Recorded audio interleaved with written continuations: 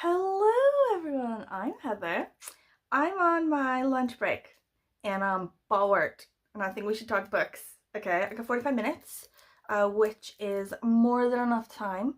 I got Welsh class at 1, so, take it down. I realised that in the wildness that was March, like Australia craziness and like work craziness and like Easter stuff where I went to Yorkshire and all this business, loads was going on and I didn't update you on the things that I've been reading in that time. So I've gone all the way back to the end of February, and the books that I somehow did not tell you about, I feel like we need to talk about them, obviously. Also, I got some questions about some upcoming projects for real. I'm thinking about doing this thing where, Karen, a roving reader, she was talking about research reading, where she was like pairing non-fiction and fiction, which is something that I've done in the past, but I sort of like, I did it once, it wasn't like a whole thing, and she's re-inspired me to do it again for upcoming trips. I should have done it for my trip to Australia, but that opportunity's gone now, okay? I've ballsed it. It's over, okay? But still to come this year, trips, Spain. I have to go for my friend's bachelor party weekend in Spain. It probably won't be like hugely cultural, but like there's time. I'll fit it in. It's fine. And also Montenegro we're doing. So love a project, and I need help.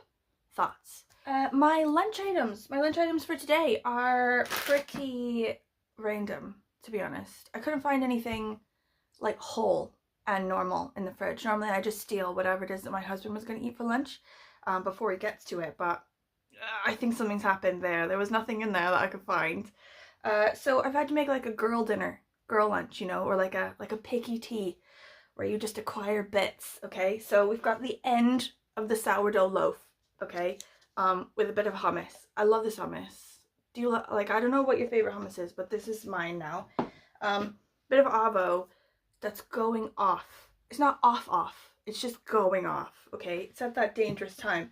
Also some like easy peel tangerines that are also at that point.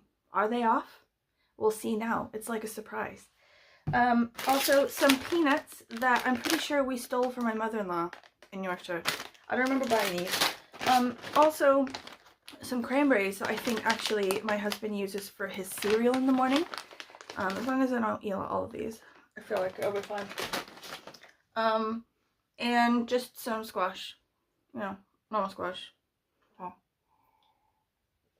Let's get down to business. Okay, first one I read ages ago. I actually read it for Dowithon and forgot to tell you about it. I told you about other Dowithon ones, like last video. I think I only told you about those particular ones because I was reading them on the trip to Australia and the video was like Australia themed. So the ones that I read before Australia, they've just gone unnoticed and unloved until now. I'm going to tell you about it now.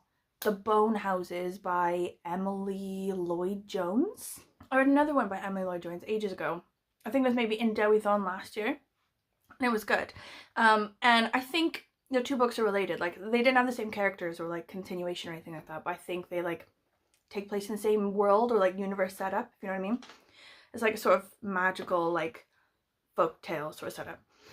So this one, The Bone Houses, was pretty creepy. Like, I'm pretty sure it's YA, so I'm not sure I had any right to be as creeped out as I was, but it's this girl and her siblings, and they run this graveyard. They're like grave diggers, and they are like, the leaseholders of this cemetery, and they take care of it. But as part of being in charge of this cemetery, like their parents are dead, it's just them. A special part of being like a caretaker for this particular cemetery is that this cemetery's cursed, or like the land's cursed sort of around them, to where when you bury someone, they don't stay dead. They like come back like zombies. They like rise again in the night and they sort of walk around. So you not only have to put them in the grave, but then you have to spend your whole life like putting them back. Do you know what I mean? Like fighting them and then getting them back in or whatever. And like they spend their whole time being like, oh, it's this curse, it's a curse on the land, like, there's nothing we can do about it, we just have to like do what we can to sort of survive on this land, blah blah. These are like malign figures, they're like evil, they'll kill us if we don't put them back in the ground all the time. Anyway, introduce this like wandering map maker guy who's got like a like a mysterious past, you know, like you sort of feel like it comes from money, you know, he seems a bit sort of royalty-like, but also, you know, he doesn't really have like a famous name, you know, like there's something about him that's a bit off, so you don't know. But it turns out he has like a huge interest in these like these like bone house creature things as well. So the main girl, she's like 17, and this guy, they go on this like quest to find the source of this curse for this land, so they can like break the curse. And like you find out all this other stuff about sort of this girl and what happened to her dad, which she didn't know previously, and how it's related to this kid and his past, which he didn't know all of it previously. And it all comes like in together into a head to like be related to this curse, which is super interesting. So it is YA, so you know, it's a bit silly, like take it as you will, but I enjoyed it. I'm gonna go with 4 stars on that one, and I'm probably gonna read more of Emily Lloyd-Jones because she's cute. I enjoy her. Okay, another one I read sort of about the same time-ish, like early March, was An Easy Death by Charlaine Harris.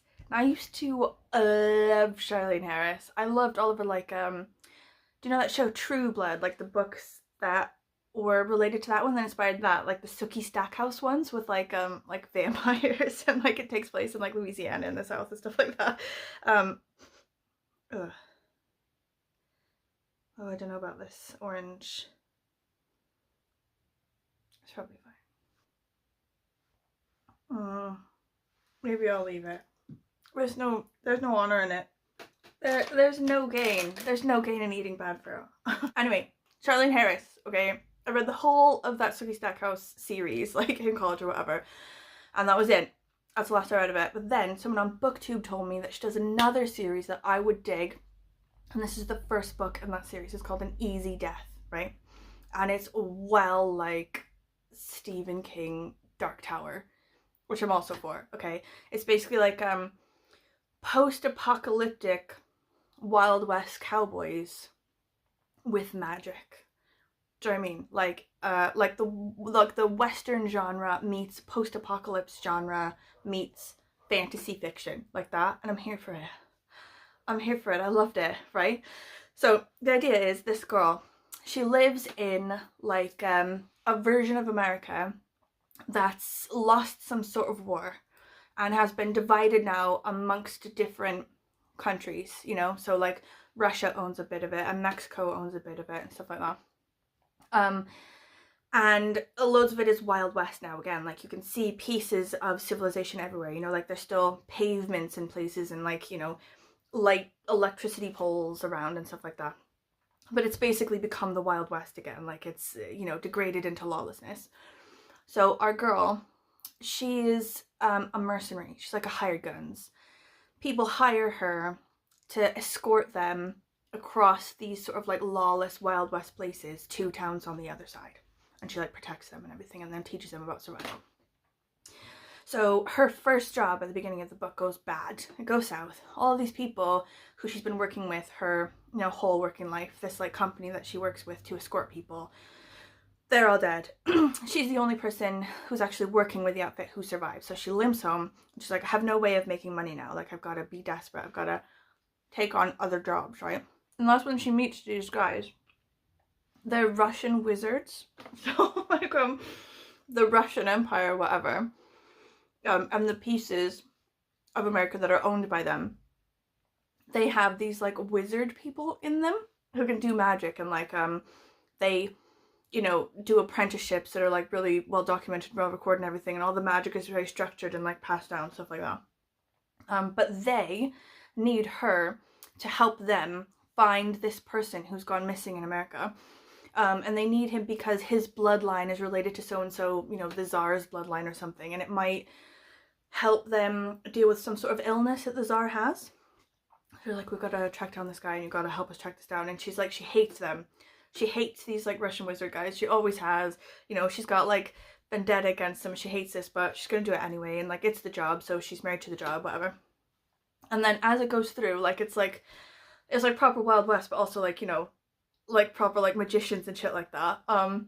They find out that there's something that's trying to keep them from finding this guy, so they go through all these things, like people trying to kill them, you know, magic in the way, blah blah blah. And then she sort of finds out extra stuff about her heritage as well. Like she never really knew anything about her father and blah, blah, blah. And like you find out that that's related to some sort of stuff. Anyway, bang, loved it. Like maybe 4 stars just on account of pure cheesiness.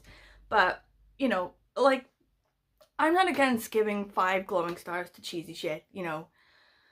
I mean, we'll go with 4, but it's brilliant. Like I'm definitely going to read the next one of that, the next book. Can't remember what it's called, but like I'm down. Okay, so the next one is A Vaster Wilds by Lauren Groff. So I read this one as part of the Naturalist book club that Heidi and Doris do, and it was good. I enjoyed it. I had some issues with it, right? Okay, and I think both Heidi and Doris also had like similar issues with it, so it's not just me. The writing, gorgeous, loved it. Lauren Groff, I think I'm for her as a writer, and I think I'll read other stuff that she's written. I've not read it before, but I will pursue it now because I like her as a writer. I think she's like a really beautiful writer. And it takes place at a time that I love. Like I love this sort of setting and idea, which is that it takes place in America, like in the 1700s, you know, sort of before the US has won its independence and become its own country. It's sort of just settlers from Europe sort of moving to America, finding that it's actually super hard to just live in a land that you know nothing about and doesn't belong to you, and then just dying. So the premise is this girl, she's from England, and she's like a servant to this sort of wealthier family. And the woman who she was a servant for like her whole life or whatever, she gets remarried, and she marries this like Puritan church man who takes the whole family to America to sort of like, you know, start his Puritan colony life. Something happens, you don't find out till later what it is, but she's done some bad shit. Potentially she killed a man, we don't know. She needs to run for her life.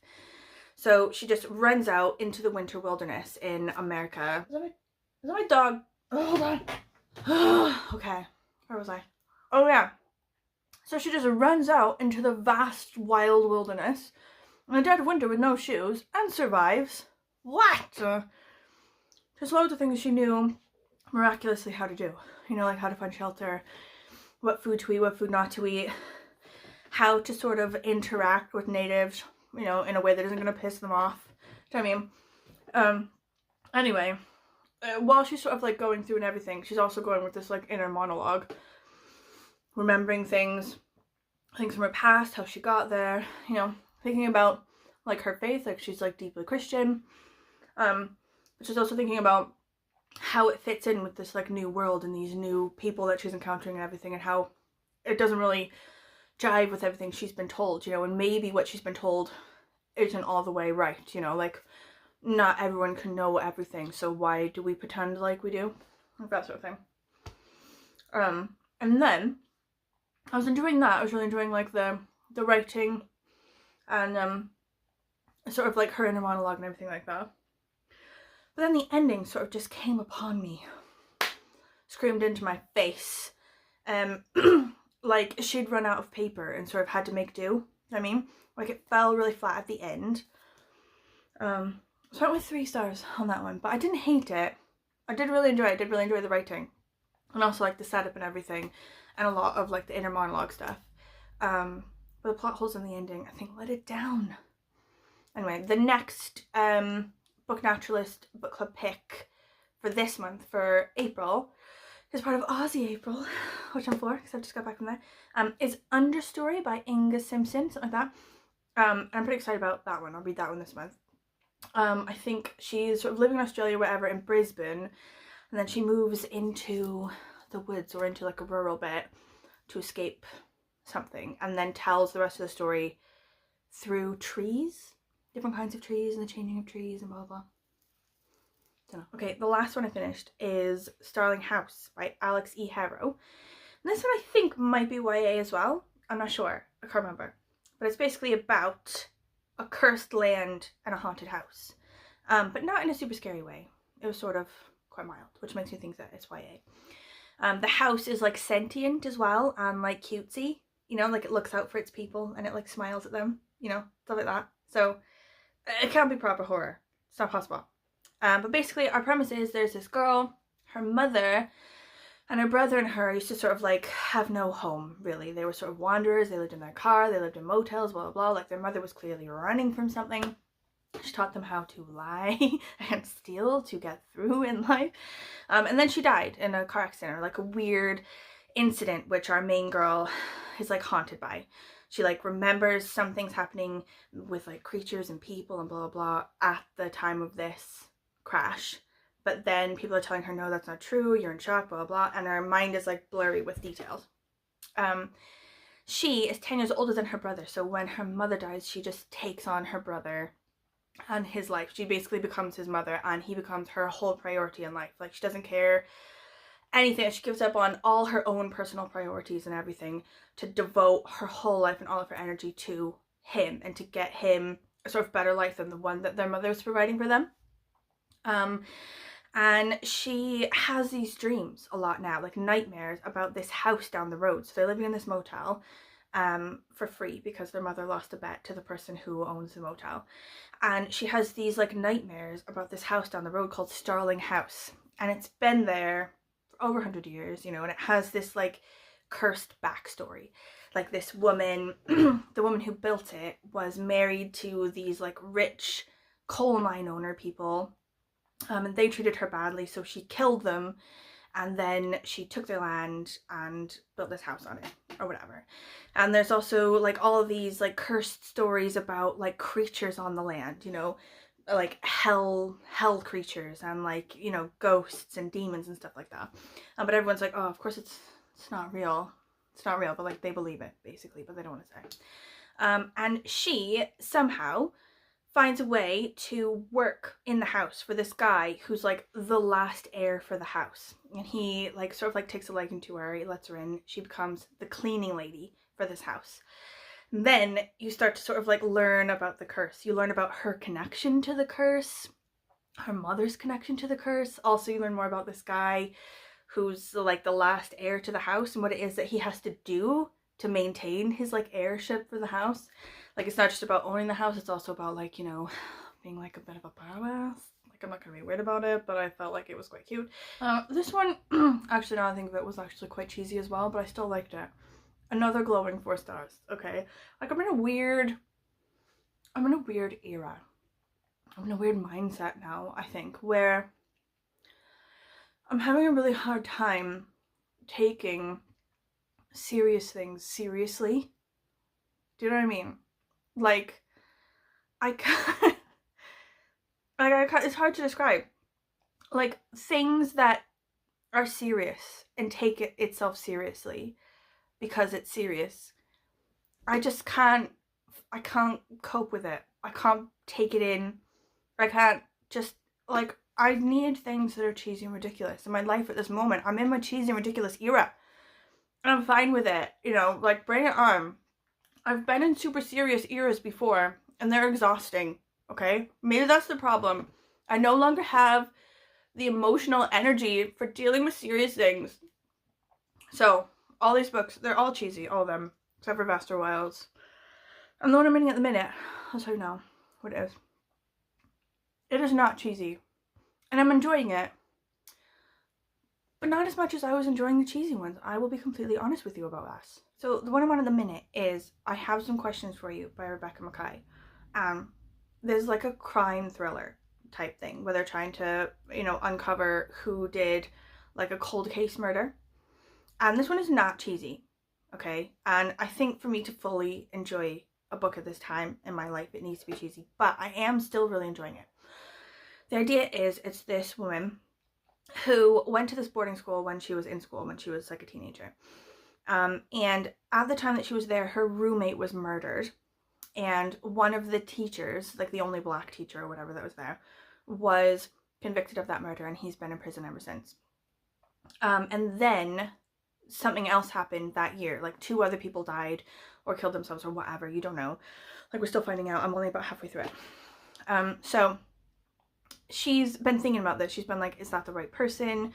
that was put in jail, like what really happened, like a lot of what she thought is sort of clouded over now that she's an adult, you know? Anyway, she's invited to become a teacher at that same boarding school now that she's an adult. And she's divorced from this artist guy, but they're like amenable. They're like cool about it, you know, they're still friends. They still like live in that same house, and they like co-parent their kids and stuff like that. So they're just basically sort of separated. And she's dating this other sort of random dude. But she goes to the school and she's like teaching this class, getting these kids to think about making their own podcast, their own like true crime podcast. And one of the kids chooses this murder from when she was a kid at that same school.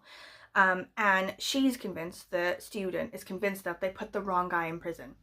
So this woman, she's like telling a story. She's telling the story from now, you know, her life at the school with this kid doing this podcast, blah, blah, blah. But also remembering things from when she was a kid and remembering them newly in light of the changes in our culture now, sort of like in light of Me Too, and our focus more now on how institutions can sort of hide and gaslight, you know, and erase whole truths. You know, if they're like big enough and sort of wealthy enough, they can create a whole new reality than what actually happened. And she's sort of remembering all this stuff and remembering people she used to know and thinking about them in different ways.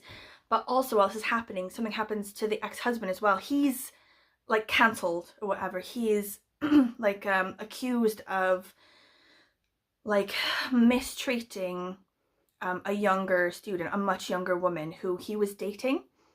And our main character is defending him. She doesn't believe this girl who's like accusing him of stuff. Even though she's trying to tell all of her students to believe survivors, you know, then she's sort of like standing against that, and she finds herself like, you know, being hit with obviously the hypocrisy of that. Anyway, it's super interesting. I'm really enjoying it. I'm eager to get through it, but like once I'm done with it, I think it's Silly City again for me right after that, because I can't be doing with more of this. It's not my time.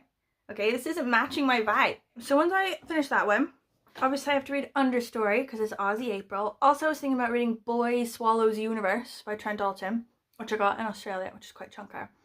But also I want to do this thing about Spain, this like Spain project, okay? So going to Sitges, which is just outside Barcelona on the coast, right? Like we usually go there for Gay Pride Week because it's like the first gay pride event place on earth or something, you know, ages ago.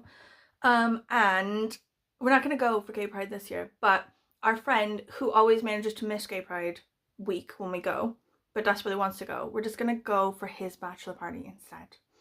So to do this project where I pair nonfiction and fiction, I'm going to try to focus on Catalonia, like not Barcelona so much specifically, because Sitges is very different from Barcelona, even though they're right next to each other and easily you can get to each other from the train. They have very different vibes, okay?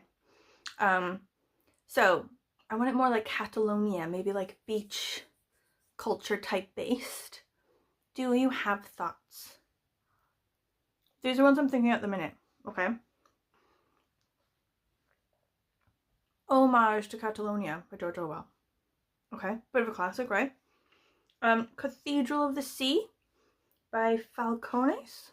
Yeah. Invisible Guardian, Dolores Redondo, Permafrost, Eva Baltazar. Does anyone, any thoughts? Also, you know, I'd like a cheesy one, you know, or something more modern. Like, I think quite a lot of these are classic type books. I want something, you know, sort of more contemporary. Something a bit silly. Does anyone know of anything? Also, another project that I've been devoting my time to, which I am loving.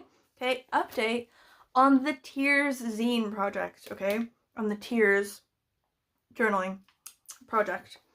I'm up to now, well, I'm one behind. So, in my Tears project, I'm up to crying 23 times this year, okay? Which, to be fair, is not really as much as I thought it would be by this point. Okay, we're already in April. a quarter of it is gone. I've only cried 23 times. But this is sort of this is the vibe. This is the vibe we're going for with our tears journal situation. Just basically every time I cry, it goes down on the pages. We're hitting that shit. It's doing well. I am behind one, right? So 23rd one, we need to go there. And while I was out running yesterday, day before yesterday, something like that, I saw this like really gorgeous, somber funeral cortege go down the road before me. And it was like one of those white horse and carriage things with like the clear carriage in the back. And you could see like the white coffin in it. And it had this like massive flower arrangement letters that said Mum. I had a picture of a woman who I couldn't see her really close, but she wasn't old. She was maybe middle-aged, so she's died very young. And you could see like there were like 3 full limos behind and then a bunch of cars. And in the top limo closest to the coffin, there was this really old man in the passenger seat. So I don't know if it's like her dad or like whatever, but clearly it's some close loved one of hers who did not expect her to go first. Do you know what I mean? And I just lost it. I lost control, like on my run. So that's gotta go. Number 23. Just an update on that. Lunch break over. I have to go to Welsh class now, sadly. If you've gotten this far, thanks for hanging out. Thanks for having a chat over lunch break. I'm having a bit of a hard time with Booktube now. I'm a bit struggling a bit. Not because I don't like Booktube or because I don't, you know, want to spend time on it. But I'm having a really hard time scheduling my creativity bursts. Like, I'm a very sort of creative person, which is delightful for me, but also bad for me because it's hard to produce things to a schedule. Do you know what I mean? So it'll like a week will go by and I'll be like, ooh, it's time to do another Booktube video. What should I do it on? I have no idea. I'm completely blocked. I have no ideas. And then like a couple days later, I'll think of something, but I'm out.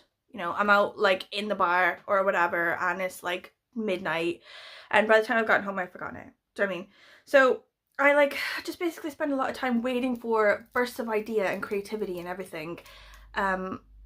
And for it to land in the right time, in the right place. So I've been struggling more than usual, and I apologize for that. So I think my videos, I think I'm just gonna roll with it. I think I'm just gonna allow the creativity to run my life, the bursts.